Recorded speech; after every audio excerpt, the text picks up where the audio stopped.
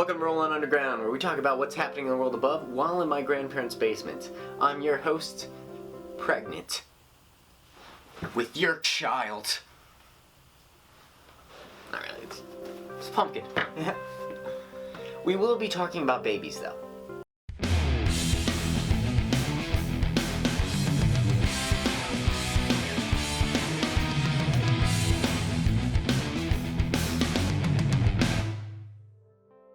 So I was doing my job, on IMDb, just looking up articles and stuff, very, very related to the job. But I was looking up what's coming out this month, on Netflix, Hulu, and Prime, and I saw this thing that was weird. It was called Madagascar: A Little Wild, which is basically the animals from Madagascar, but babies.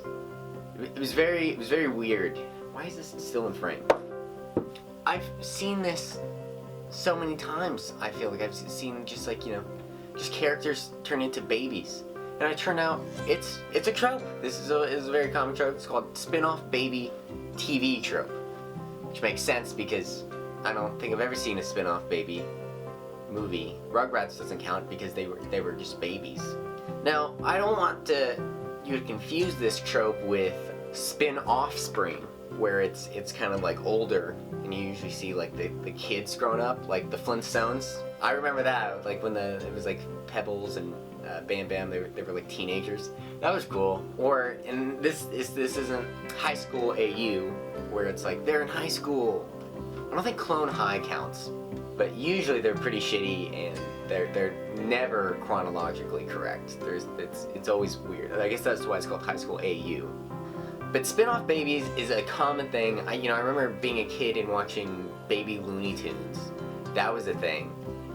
Like they were trying to appeal to my demographic, just like little baby, little thing. But it was odd, it was weird, and it just got me thinking. And I have a list of all the Spinoff Baby TV tropes that really matter that I could find. Now, I'm just going to be doing TV shows. I'm not going to be including, like the Tiny Titans comic or the Little Archie comic. Well, I guess I did because I just mentioned it, but let's just keep going. Here's what we got. The Flintstone Kids. Teen Titans Go. It was originally like a baby thing. I saw it, I know it. But it's got a thing called Chibi, which we will elaborate on later in the video. We have Baby Looney Tunes, like I said. Tiny Toons. If you want to count that, I don't know if you do.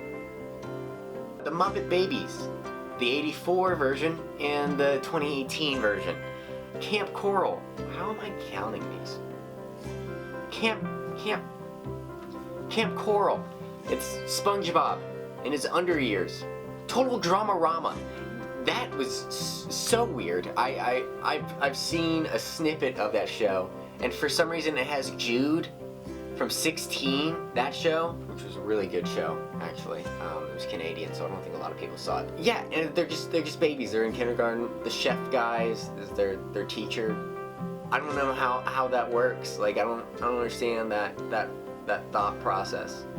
Clifford's Puppy Days, that was something in my childhood. I remember that. That was just cute. I don't care if that's like selling out or whatever. That was adorable, and we needed that. So. A Pup Named Scooby-Doo, that was a good show. Anything Scooby-Doo related is generally pretty good. There's that one version that we don't talk about. But pretty much anything else Scooby-Doo is fantastic. The Tom and Jerry Kids Show, I don't really remember this. I think it was in the 70s where, well, I wasn't in the 70s, but there was a version of Tom and Jerry in the 70s where they looked a little younger. I like them. That was top tier. Jungle Cubs. Wait, what the fuck is Jungle Cubs? I don't remember writing that down. Jungle Cubs show.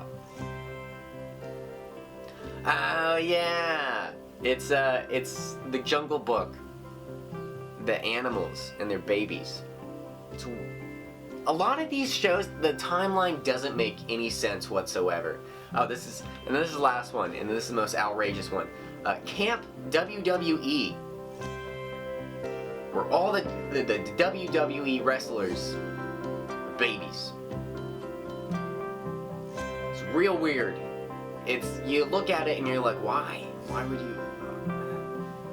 It's very odd. In my personal opinion, I think the whole Spinoff Babies TV trope is just a matter of, well, not selling it. Well, selling out, obviously. I mean, how could you make this and think that you're not selling out? But I think it's a matter of trying to reach a even younger audience with your show, and trying to expand a little bit, and trying to somehow relate with toddlers. You know, when I say it out loud, it doesn't really make much sense. You can't deny a lot of this is, they're really cute. Like, you're like, oh my gosh, my favorite cartoon character, and now they're a baby. That's so... and that's where Chibi comes in. I feel like a lot of these shows are created with the characters Chibi eyes? Chibi eyes? Chibi. I don't know how that grammar works. Now you might be asking, hey Roland, the fuck is a chibi? Well, I'll tell you what it is. A chibi is a Japanese slang word for something short. Basically, it's a caricature of a character that's they're drawn in an exaggerated way. They're small and chubby. Their limbs they're shorter, and they have an oversized head. All right. So an adult is 7 heads high, right? A child, believe it or not, is 5 heads high.